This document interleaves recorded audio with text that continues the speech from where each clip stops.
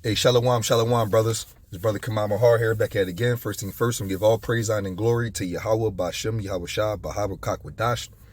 Double honors to the apostles and elders that learn his truth from GMS. Blessings to the Akimajer preaching his word, YAHAWASHI true sincerity. Blessed to the 144,000, the elect, the first fruits kingdom of heaven, house of David, the Biaf Dawadah. And shalom to brothers that are speaking different tongues and looking different nations. Shalom to you, brothers. So today, brothers, man, I want to get into, pretty much the spirit, says Jesus, but, that's not what it is, but Yahawashah, but Salaki, I just see a little front thing says Jesus, but, I'm doing a vid, Jesus, so, whatever. But I want to get into the top, one of the top prophecies, or the best top prophecy in general, other than our salvation, simultaneously is the return of Yahawashah, who they ignorantly call Jesus Christ. When Yahawashah comes back, man, he got two roles, man. He gonna bring down all the nations and all the governments, and also deliver his very elect. You know what I mean? He's gonna come back, not like a man. He's gonna come back, in his angelical power, and reign hell and deliver his elect, you so-called Negroes, Latinos, and Native Seminole Indians. I mean, so when he come back, he making war with the nations. I'm gonna bring these precepts out, and I'm go ahead and call it. But in general, though, you have to understand from the perspective of the Lord. You know what I'm saying? He says when he comes back, he's very angry. Vengeance is his, and he's going to pretty much do a whole lot of damage due to what they have done unto him. Matter of fact, let's go to start Revelations first, though. Revelations, I believe it's 1. It could be 1. And you know what? When you think about it, it just makes sense. Why would the Lord not be mad? You know what I'm saying? Like, after, he came down the first time, lowly, humble, on the donkey, things of that nature. But, he took a lot of heat. He had to be very humble, and, he had to be real low. And it is what it was. It wasn't his battle to defend himself. Like also what it talks about when he was in the Garden of Gethsemane. Said it wrong. Very close.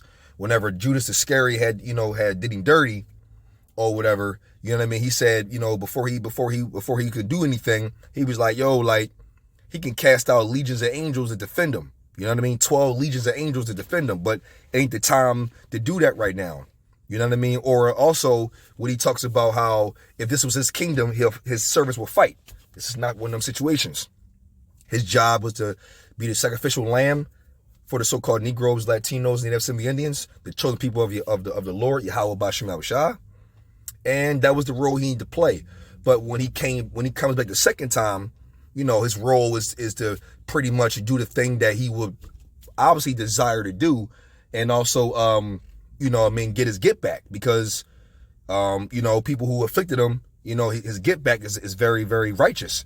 Revelations 1, starting at 7, behold, he cometh with clouds, and every eye shall see him, and they also which pierced him, and all kindreds of the earth shall wail because of him, even so are mine. So this is a get back. When he comes back the second time, right? It talks about how everybody shall wail, which is being very afraid, very scary, right? Very scared. And it's also talking about getting who's going to be scared. It's also the ones who pierced him 2,000 years ago from the point that he comes back. So 2,000 years ago, when he died on the cross, they pierced him, and then obviously 2,000 years up ahead when he returns, the ones who pierced him is going to wail too. That also goes into reincarnation at that point, because everybody that's here alive right now is obviously was back then as well. It's nothing new under the sun. And you know how it says in I believe Exodus 20, if I'm not mistaken, goes into you die and you come back in your next second to third or the fourth generation, right? And then you come back on the earth and you relive your judgment, right? That's pretty much how that will go. But it says coming with clouds, right? What are the clouds? It's the angels riding in these so-called UFOs, or what they call chariots. The true names of it. And you're going to wail, because when he come back, he not He not playing.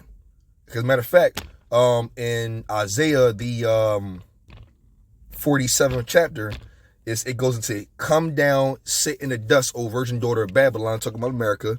Sit on the ground, there is no throne, O daughter of the Chaldeans, for thou shalt no more be called tender and delicate. And why is that? You know, America hasn't been touched before. That Pearl Harbor shit, whatever.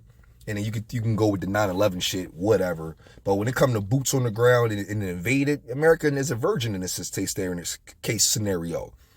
Take the millstones, grind mill, uncover thy locks, make bare the leg, uncover the thigh, pass over the rivers. Thy nakedness shall be uncovered, yeah, thy shame shall be seen. I will take vengeance, and I will not meet thee as a man. When Yahawashi returns, he ain't coming back on some manly shit. He coming back on some vicious, angelical, spiritual power, Superman type, Dragon Ball Z type, freaky, wild, powerful boy.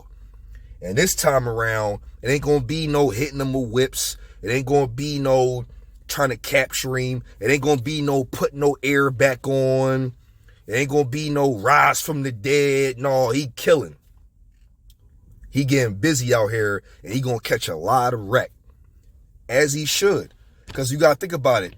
Matter of fact, ooh, beautiful precept. 2 Thessalonians. Yeah, Thessalonians 1 and 6, and I'm gonna read on down. It says, seeing it is a righteous thing with Yahweh to recompense tribulation to them that trouble you. Wasn't Yahawashi troubled when he was on the side?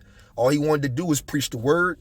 You know, he wanted to bring forth his people, be the deliverer. You know what I mean? But they hated him for what he had to say. Because why did he hate him? John 7:7, real quick, just to give a sequence or relation.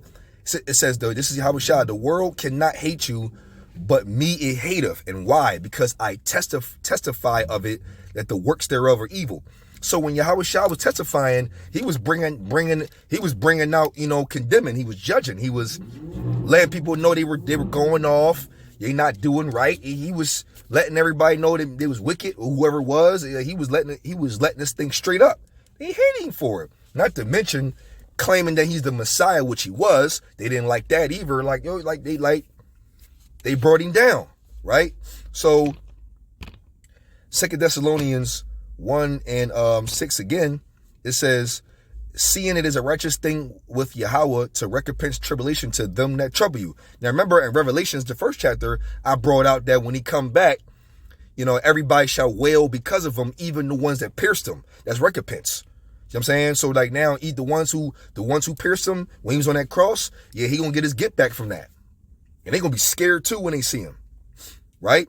And verse 7, and to you, talking about the elect, you so-called Negroes, Latinos, and Native Seminole Indians who are troubled. Aren't we troubled? Do we have a homeland? Are we in captivity? We're the troubled ones, right? Okay. And it says, and to you who are troubled, rest with us, when the Lord Yahawashi shall be revealed from heaven with his mighty angels. So when Yahawashi come back, that's why I say he cometh with clouds, and all eyes shall see him. Yeah. He gonna come through on some flamboyant, wild shit. Excuse my language. And it says, in flaming fire taking vengeance on them that know not Yahweh and that obey not the gospel of our Lord Yahawashi, who shall be punished with everlasting destruction from the presence of Yahawashi and from the glory of his power. See, he's not coming back as a man. He's coming back with great power and glory. Right? Matter of fact, Isaiah 66 and 15. It says, for behold, the Lord will come with fire, and with his chariots like a whirlwind. That's why in 2 Thessalonians in 1 through 7, it says he will come back. He will come back with his mighty angels. This is the same thing where it's talking about, for he will come with fire, with the chariots like a whirlwind, to render his anger with fury and his rebuke with flames of fire. For by fire and by his sword will the Lord plead with all flesh, and the slain of the Lord Yahweh Bashem Yahushua shall be many. See that? Shall be many. There's going to be a lot of death going on. And when Yahawashi come back, man, he going to wreck shop, man. And it's not going to be pretty. It's only going to be pretty for the ones who are, the elect of them. The elect, the 1/3, the 144,000 and 1/3. The 144,000, 12,000 out of each tribe, from Judah all the way to Issachar, of men, the government body of the new world, and you men, women, and children of believers of the first fruits of the kingdom as well, that's believing. That's going to be, the multitude is going to be brought in with them as the first fruits. And those are the ones who are going to be, enjoying his coming. We're going to be glorifying. We're going to be, praising that Yahawashi has returned, right? And it says, right? So, verse 6, Isaiah 63, it said, "Who is this that cometh from Edom with dyed garments from Basra?" That's Yahawashi. "This that is glorious in his apparel, travailing in the greatness of his strength. I that speak in righteousness, mighty to save. Wherefore art thou red in thy apparel, and thy garments like him that treadeth in the wine fat?" Right? Yo, his garments going to be like bloody as hell, because he gonna be wrecking shop. "I have trodden the winepress alone, and of the people there was none with me, for I will tread them in my anger and trample them in my fury, and their blood shall be sprinkled upon my garments, and I will stain all my raiment." What is the key point of this? Not only is he telling you going to be slain many, right? Where he's going to stain his garment with blood. But what's verse 4 say? "For the day of vengeance is in my heart, and the year of my redeem is come." You see that? The second time around Yahawashi come back, he is very angry and very upset. He's very happy with the elect. Lord willing, I could be a part of that number. And you sincere brothers as well for doing this work. And on the highways and hedges with the brothers. And, hey, you know what I mean? When, and all the other ones on the opposite side that didn't want to hearken to the word, didn't want to listen to the brothers, you know what I mean? That was the prophets and servants that was on the scene preaching his word and trying to give game and bring everybody together, and didn't want to listen. Those are the 2/3 going to be, with that fire. It's just that simple with that one.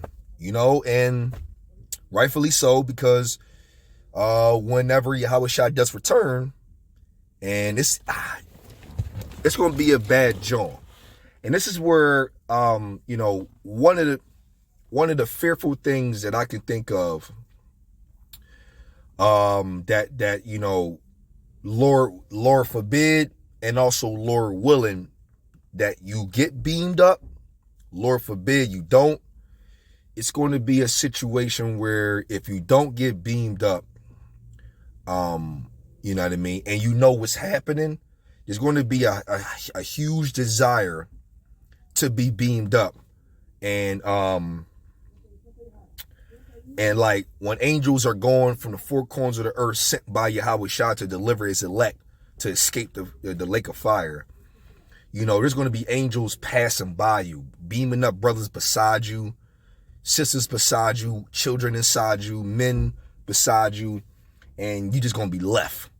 And it's going to be what you would call vexation of spirit, where it's going to be like, it's going to be so scary out here that the desire to want to get delivered, which is called salvation, you get skipped over and left to be involved in a lake of fire or whatever destruction the Lord has to bring on this earth.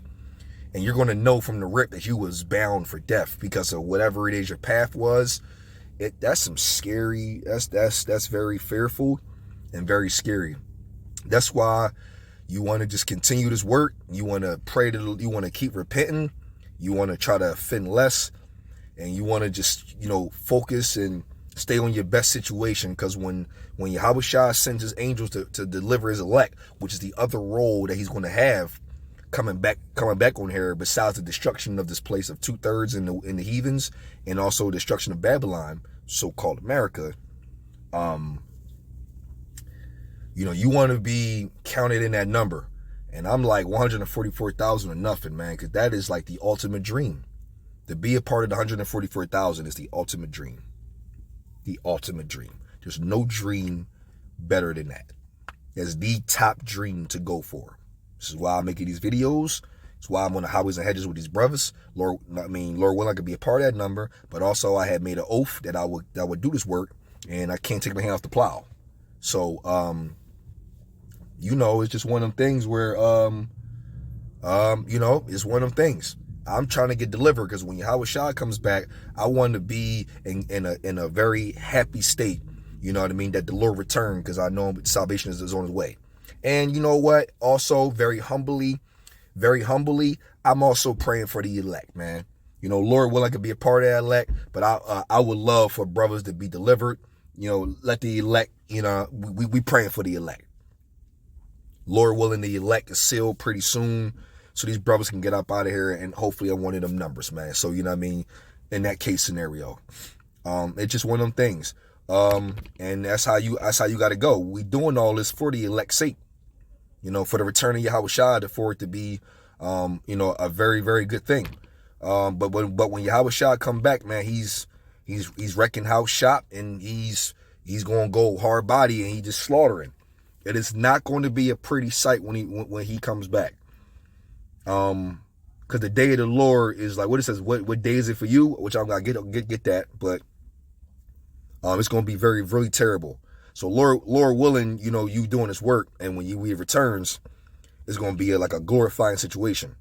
And I'm gonna go ahead and end this with this. Matter of fact, no. Let me go to Matthew 24:30. This is the other road that YAHAWASHI is going to take. And then shall appear the sign of the Son of Man in heaven. And that's the time that he's going to come back and make his appearance. And then shall all the tribes of the earth mourn, and they shall see the Son of Man coming in the clouds of heaven with power and great glory. Yeah, they're going to see that. He's going to come with power and great glory. He's not coming back with no lame, lowly, no, ain't no donkey this time. He coming through with some chariots and big dog shit. And what is he going to do? What's the other role other than destruction? And he shall send his angels with a great sound of a trumpet, and they shall gather together his elect from the four winds, from one end of heaven to the other. And Lord willing, I could be a part of that number, you sincere brothers. That's what you want to be, what side you want to be on when the Lord returns. When the Lord sends that hit the trumpet and sends his angels, you want to be on the side where the angels come to you and beam you up with them changed bodies, and hide thyself for a little moment until the indignation be overpassed, right? Isaiah 20:26, right? That's what you want to be involved in. But what I'm going to do is save the best for last. Let's go to Return of YAHAWASHI in Esdras, see how this really went down. 2nd Esdras 13, and turn the top. And it came to pass after 7 days, I dreamed a dream by night, and lo, there arose a wind from the sea, that it moved all the ways thereof. And I beheld, and lo, that man YAHAWASHI waxed strong with the thousands of heaven. See, multiple scriptures talk about how he's coming back with his mighty angels, coming with clouds, which the angels are in the clouds, driving these chariots. And it says, in 2 Thessalonians, it talks about how he's coming with his mighty angels. There you go. And when he turned his countenance to look, all the things trembled that were seen under him. So that's how he come from out of the sky. And whenever the voice went out of his mouth, all they burned that heard his voice, like as the earth filleth when it filleth the fire. They was scared shit, and when he come through, it's going to be some fire. And after this, I beheld, and lo, there was gathered together a multitude of men out of the number from the four winds of heaven to subdue the man that came out of the sea. And that's all the armies of the earth, that when YAHAWASHI came through with his mighty angels, all the armies of the earth is going to come together to try to fight him in the sky. Fighter jets and things of that nature of all the world, like Independence Day. But I beheld, and lo, he graved himself a great mountain and flew upon it. So this is Esdras saying that when he came through with his ship that he had, his ship was big as hell, and he considered it as a mountain. You know how big a mountain is? The ship that came out of the sky that YAHAWASHI when YAHAWASHI came with was big like a mountain. Watch this. But I would have seen the region or place where out the hill was graven, I could not. Meaning it was so big he couldn't tell where it began or ended. Like he couldn't give a measurement, because It stretched through the whole miles that way, miles north, south, east, and west. He couldn't see the beginning part of where it was. That's how big this ship was. It also goes into why all eyes shall see him. And it says, but it says, verse 8, and after this I beheld, and lo, all they which were gathered together to subdue him were sore afraid, and yet durst fight. Yeah, why wouldn't you be scared of shit? Y'all got these measly little fighter jets. Y'all got like, you know what I'm saying, whatever y'all got going on in general, you know what I mean? It's not going to compare to the technology that YAHAWASHI's going to come in. And you're going to be able to see from the rip how much more of a disadvantage you're in, right? And it says, and lo, as he saw the violence of the multitude that came, he neither lifted up his hand, nor held sword, nor any instrument of war. But only I saw that he sent out of his mouth, as he had a blast of fire, out of his lips a flame of breath, and out of his tongue he cast out sparks and tempests. So he spit out, so he ain't even raise up a sword or nothing. He just shot some type of, we would call laser beam technology that's just out of this world. And just that weapon, we don't even know what that is, bro. It says, verse 11, and they were all mixed together, the blast of fire, flame of breath, and the great tempest, and fell with a violence upon the multitude which was prepared to fight, and burnt them up, everyone, so that upon a sudden of an innumerable multitude nothing was perceived, but only dust and smell of smoke. When I saw this, I was afraid. And like, that's insane. You know how many fighter jets and how big that army is of the whole entire world come together? Like China by themselves, if China go ahead and load up their armies, fighter jets, and all they have to offer, that's enough to fight. Like, that's enough right there as far as a lot. Think about the whole entire world coming together to fight YAHAWASHI, and he shoots out this crazy technology weapon, whatever the fuck it was, and he pretty much killed them all and blew them all up in one shot. Hell yeah, I just was scared. That had to have been a scary situation. And like I said, YAHAWASHI come back with vengeance, and he not playing, man. I brought this eyes edifying two brothers, Lord willing, and give all praise, honor, and glory to Yahweh, Ba'ashem, YAHAWASHI, Bahawa Kakwadash. Double honor to the apostles and elders learning the truth from. Blessing to the Aguimadere preaching his word with whole heart, true sincerity. Blessed 144,000 and 1/3 entirely. The first fruits kingdom of heaven, house of David, WF, that would die. And Shalom to brothers that are speaking different tongues and looking different nations. And Yahweh, he is to be, exists by Hashem in the name, and the only begotten Son, the Lord and Savior, YAHAWASHI, by Baha, and the Rakakwadash, the Holy Spirit. Shalom, brothers.